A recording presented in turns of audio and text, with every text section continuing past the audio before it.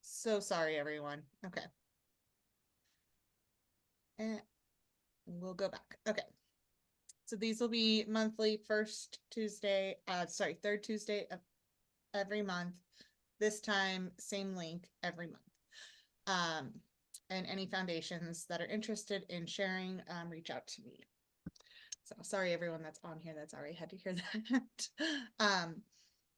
I'm Kristen Stegmuller. Mary passed away in March of 2024. I am now the executive director of the Marc Jr. Foundation, and we started the Mary Strong Foundation in her honor as well. So I'm running both of them. You'll see a lot of things done together because it makes my life easier. All of these recordings will be available to rewatch. If you happen to leave your position and you want to share these with someone coming into your position, it's a great educational tool for them to have in their back pocket. So I'm going to share a little bit about the Marc Jr. Foundation, and then we will hear from CBTF, and we will hear from the DIPG Nurse Navigator. So Marc Jr. Foundation helps with family assistance. We've created this parent advocacy program where once somebody applies, we stay with them, checking in, seeing if they need things, trying to find more aid for them outside of what we can do. And we continue that through grief.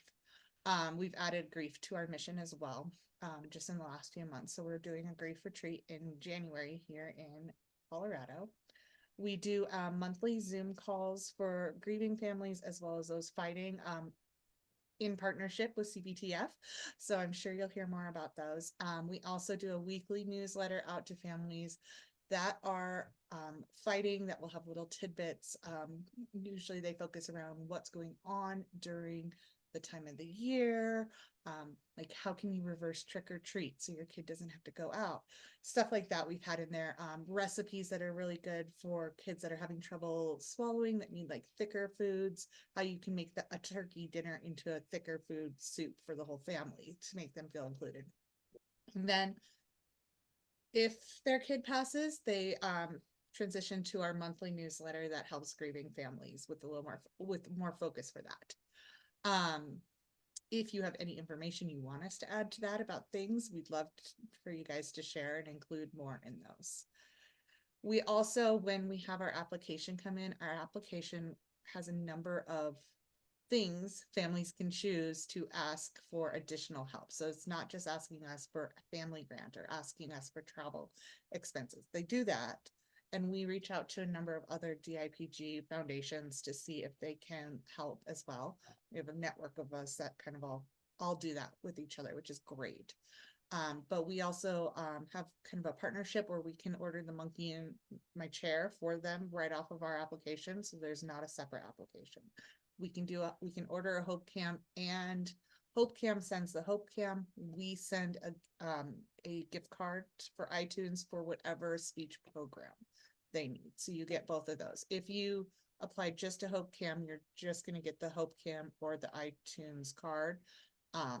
So applying to both of us or through us to get both is the best option if you need both. We also can order My Special Aflac Duck. It is this adorable duck that talks. It's Aflac does it as part of their nonprofit, and it helps them with communication about feelings. It has a port on it. It's adorable. It has apps that you can get on your phone to interact with it. It's really cute. We can order it straight for them. They get it to their house for free. If anyone's local in Colorado, I have 60 of them in my storage unit. I will happily bring you as many as you want. Then Icing Smiles now takes our application. So if you have a family that's got a number of things they want, if you want to just fill out our application so they can get aid, they can get the Icing Smiles, everything like that. Icing Smiles will take our application. They send cakes out to kids battling for a special event, and then they also will send them to siblings, and they also send cookies if a child's passed.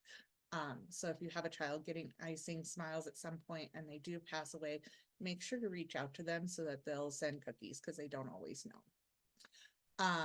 We also have on that, Mary Strong sends little smile bags of fun things for the kids to do when they're in the hospital, so they can choose to do that. And then we have an agreement with the American Childhood Cancer Organization where we can order everything they offer. So they offer parent support, they offer comfort bags, they have the cozy port kitty, all of that. So our application's like 4 pages long, but it's because it's a small amount they actually have to fill in, and then it's everything they could order through us that we just take care of on the back end to get everything to them.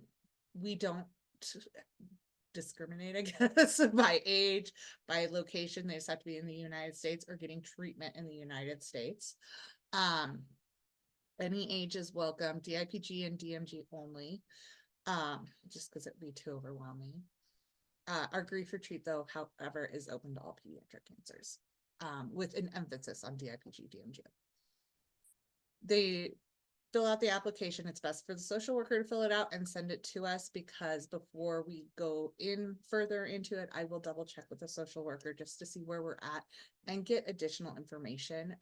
You know, when we're asking other places to help the kids, we want to make sure that we're giving the more human aspect. Like, these kids are not just a piece of paper. People want to know, like, hey, mom's expecting a baby and this isn't on this type thing. So we want to make sure that we're connecting them with everything they can. And sometimes they don't necessarily know what they need. And since a lot of us are parents who have gone through it, we have some recommendations based on what we saw works. And I'm your main point of contact for the Marc Jr. and the Mary Strong. Everything goes through me. My email is on this. I will also, at the end of this, you will get not only the recording summary, you will get information on how to apply to the foundations that are here, contact information for the foundations that are here on today, and then a copy of applications as well. So, Regina. Thank you, Kristen. I'm Regina Karchner, social worker at Children's Brain Tumor Foundation. I'm also a pediatric low-grade survivor, and I have been involved with CBTF in different volunteer board and now staff since I think 1997. So been around a long time, and you know, we tried to kind of transition to you know, what we see the needs are now, you know, as especially our DIPG and DMG kids are, you know, living longer. I think even when we started our group with Marc Jr. in 2020, that, you know, 6, 9, 12-month prognosis was really what we were seeing. And in these 5 years, we've, you know, seen a change with kids surviving much longer and their quality of life improving a lot.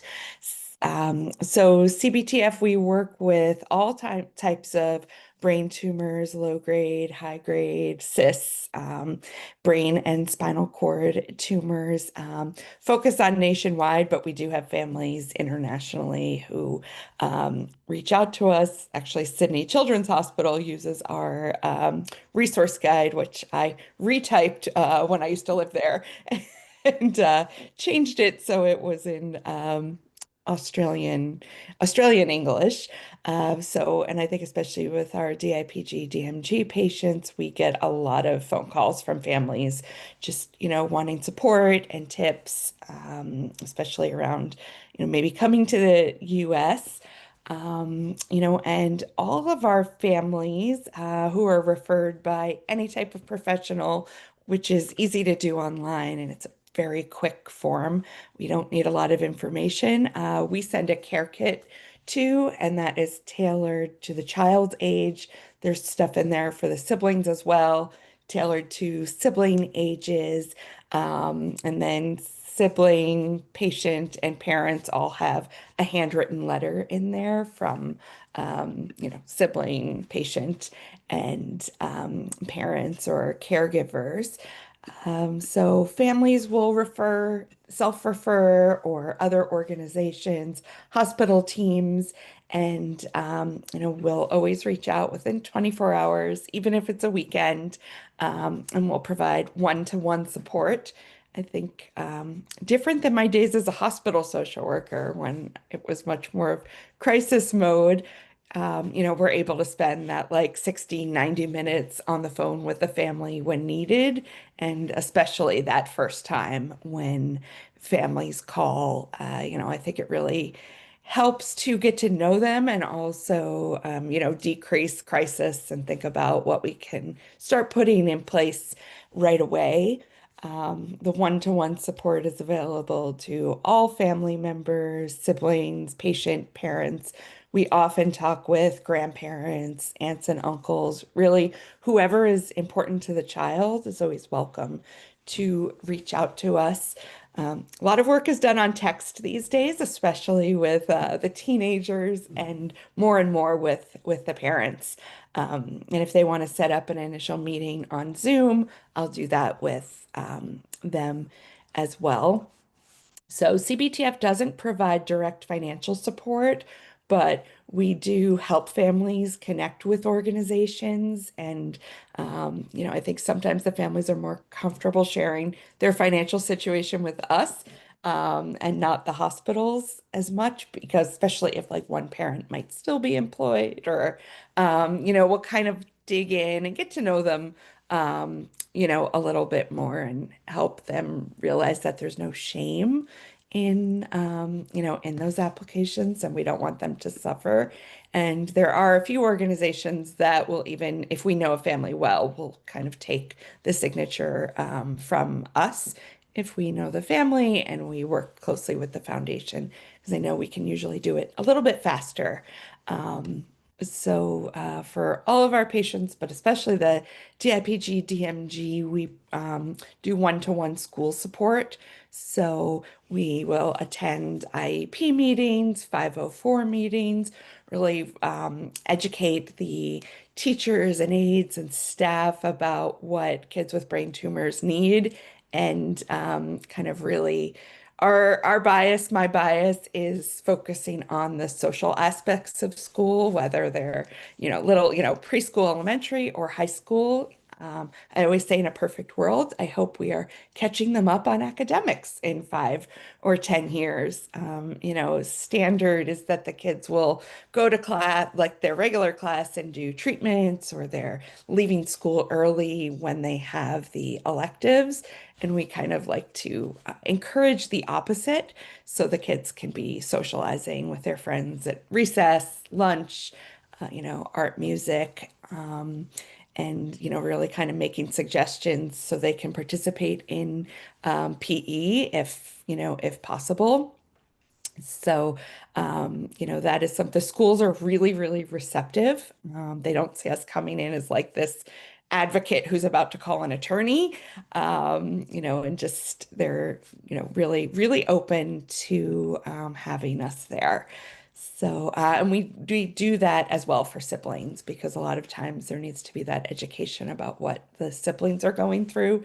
And what our bereaved siblings have said is that they've always wished that, during treatment and afterwards, there was one contact person at the school that they can go to and their parents can go to and disseminate the information, whether it's, a big like new diagnosis or a death, or just some of the day-to-day things that are going on, because it's not uncommon to have those behavioral challenges, when they're siblings. Um, we offer one-to-one mentoring with other families, both bereaved and in treatment, for, patient, sibling, and the caregivers. And a lot of our kids are part of like a monthly pen pal program where they're sent gifts by, young adult survivors. And it's just nice for them to get something in the mail. They don't reciprocate. It's, one way. Sometimes the kids will write little notes back if they want to. A big part of what we do is the group support. And I think that, we run with Marc Jr., the DIPG, DMG in treatment caregiver group. And I mean, that it's, it's hard. That's, a sad group, of course. You hear these stories, but the families really seem to cope, much better kind of during treatment. And if a child dies and they're already really connected for that bereavement support, and then I think it's, we're able to talk to them about like DIPG Navigator and that it's okay to get second opinions and know, sharing all the information from the Navigators team about, just having second line plans and third plans, in place and saying, yes, when they say you can reach out to them. And then of course referring everyone for financial support with the Mark Jr. Foundation. Some of the things we really find with the group support is that families are hearing about palliative care really early and they're not scared about palliative care or hospice or what that might mean in the short term and long term for their kids. And they're hearing it from other parents who are in the group and who've had this experience. And I mean, I would love to do a study at some point to see if like how those families kind of cope during during treatment and then afterwards if they have gotten palliative care and hospice involved earlier. Um, we work very closely with, with the medical team as well and are, always available to join family meetings and just kind of help clarify, in addition to the hospital social worker, like what was said and what that means. And, they'll often call us after. And so many of the families feel the social isolation. So we have a group for kids, we have a group for teens, group for young adults. So whatever age they're, getting diagnosed in, and they're all like casual and fun and about making, those social connections. We do a sibling group for young siblings and then older siblings. And then throughout the month, there are cooking classes where we send out a gift card so the families can buy the groceries. And it's always like budget friendly, easy. And it's put on by a chef in Manhattan. So he has like really good budget friendly, yummy meals. And that's available to the whole family. As well as art classes every month where the families can get the materials in advance and then do it all together on Zoom. And families really find that then they see that they're not alone, but it's not, a clinical support group. And then, unfortunately, so many of our families transition to bereavement, but we're, finding it's a pretty smooth transition to the DIPG DMG bereavement program that we do with Mark Jr. Foundation. And then there's also like bereaved sibling group, a Facebook group, Facebook Messenger group if families don't want to show their, faces. There's now a daytime bereavement group on Zoom and an evening. So whichever works better for families or if they want more groups, as well as like speakers and book clubs and writing groups, all tailored to bereavement. So that's kind of it in a nutshell. Thank you. Thank you, Regina. And we'll share all of her information as well out to everyone. Okay, next we have my DIPG Navigator. Only fitting that they should be here on the first one too as well. So Allison is going to take over the screen and share her slides. And all of this information for her contact and website will be available later too. I will stop sharing. Maybe I will stop sharing. Stop sharing. Great. Okay. Let's see. It says it's not turned on. Sharing is not turned on. All participants. Should be Okay. now. All right, cool. Let's do it. Okay. Can you see my screen? Okay, awesome. Hi, and thank you so much to Kristen and Regina for having us.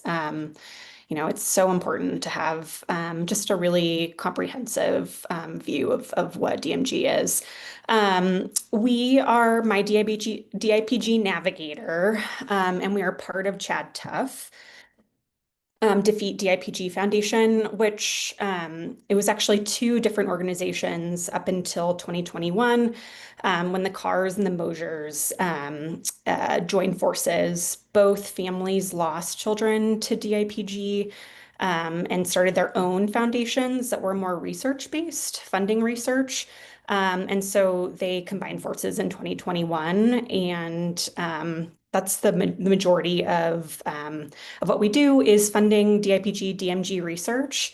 But our program, which is my DIPG Navigator, is much more tailored to family support. And I'll kind of talk about what that looks like. We are 5 nurse navigators. Half them are on the screen right now. And then myself, I'm a social worker. I have a background in hospital social work, and then all of our navigators have extensive experience in DMG care. And what we really do is help families to navigate the disease, just as our name says, and really making sure that they have every possible option presented to them as far as where care is, treatment options, clinical trials, and that sort of thing.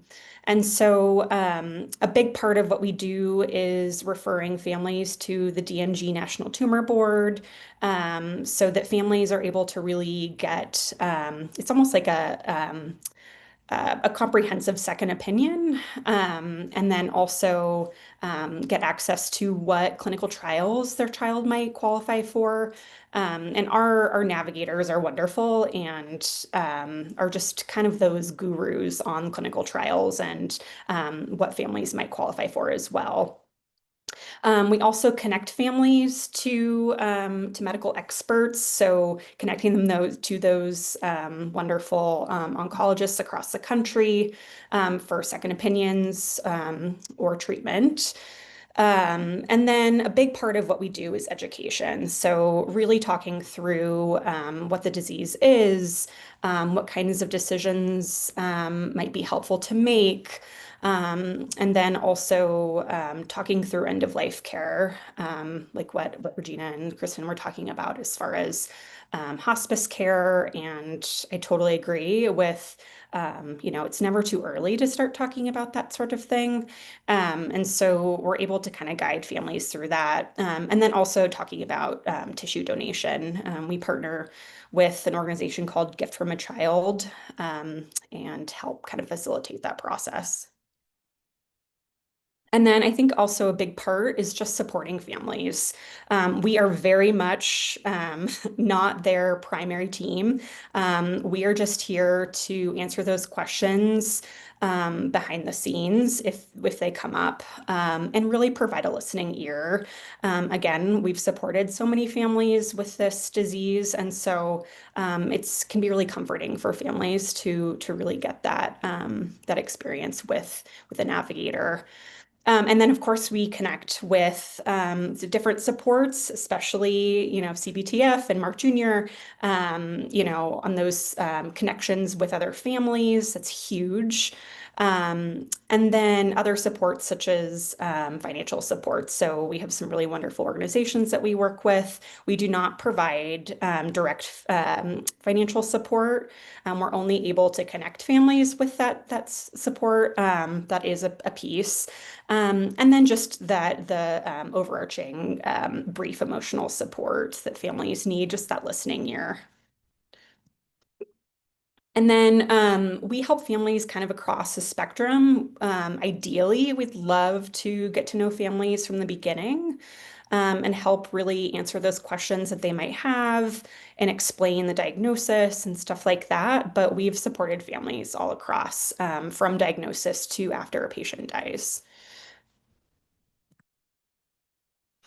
So we help any family that's being treated in the United States. While we would love to be helping international families and families being treated internationally, we just don't know the landscape as well with those treatment options. So it's really just United States families.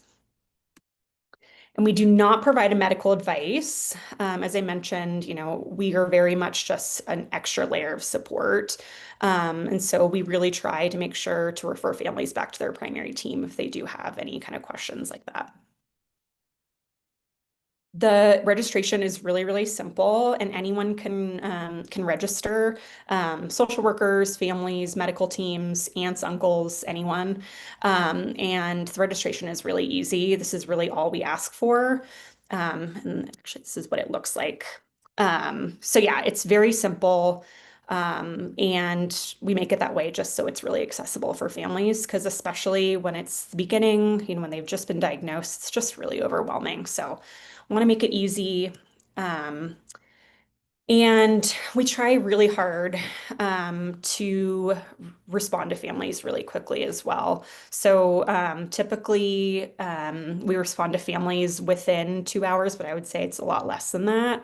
And just making sure that those questions are answered.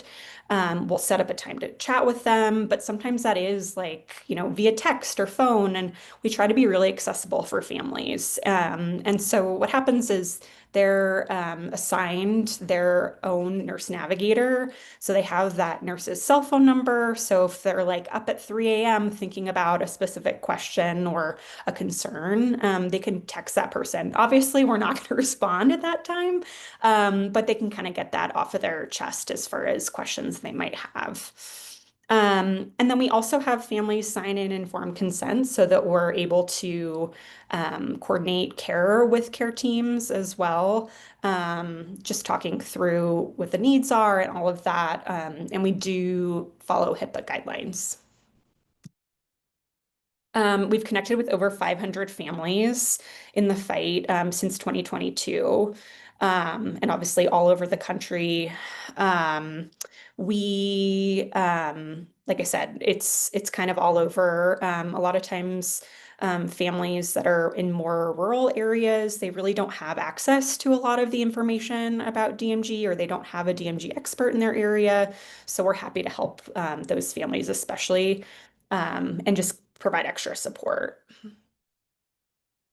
And then this is just a few words to our nurses. I know we all kind of feel like it's such an honor to work with these families and to support them. And we're just so happy to do that.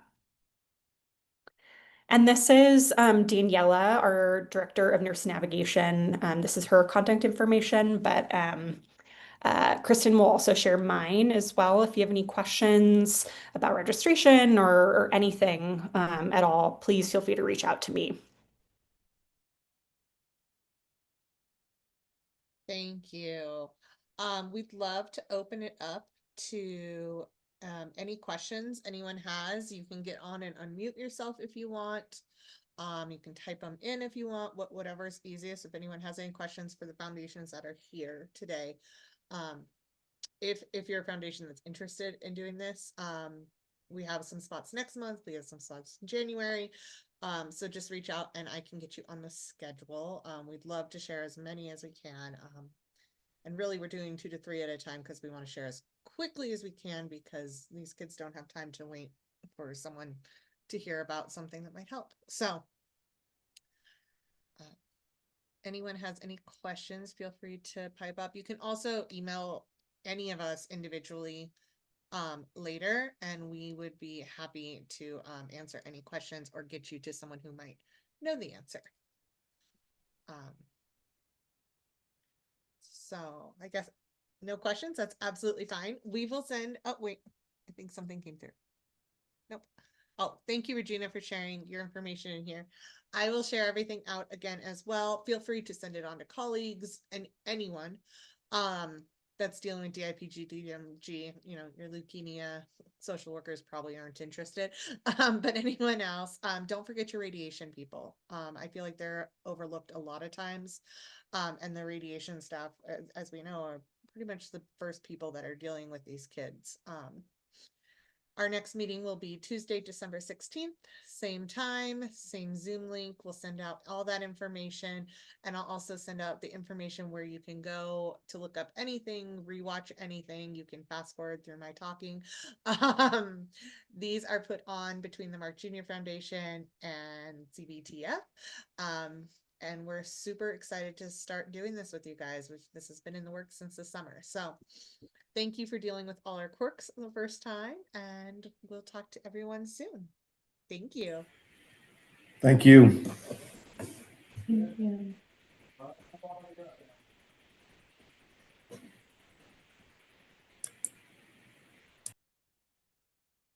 Okay.